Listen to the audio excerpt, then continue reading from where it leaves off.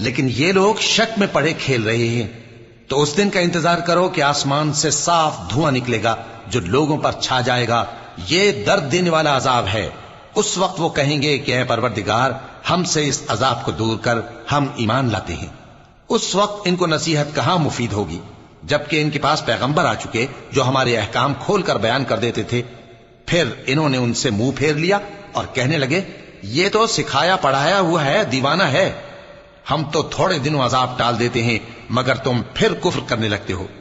جس دن ہم بڑی سخت گرفت کریں گے تو بے شک انتقام لے کر چھوڑیں گے۔ اور ان سے پہلے ہم نے قوم فرعون کی آزمائش کی اور ان کے پاس ایک عالی قدر پیغمبر آئے جنہوں نے یہ کہا کہ اللہ کے بندوں یعنی بنی اسرائیل کو میرے حوالے کر دو، میں تمہارا امانت دار پیغمبر ہوں، اور اللہ کے سامنے سرکشی نہ کرو، میں تمہارے پاس کھلی دلیل لے کر آیا ہوں، اور اس بات سے کہ تم مجھے سنگسار کرو، میں اپنے اور تمہارے پروردگار کی پناہ لے چکا ہوں، اور اگر مجھ پر ایمان نہیں لاتے تو مجھ سے الگ ہو جاؤ۔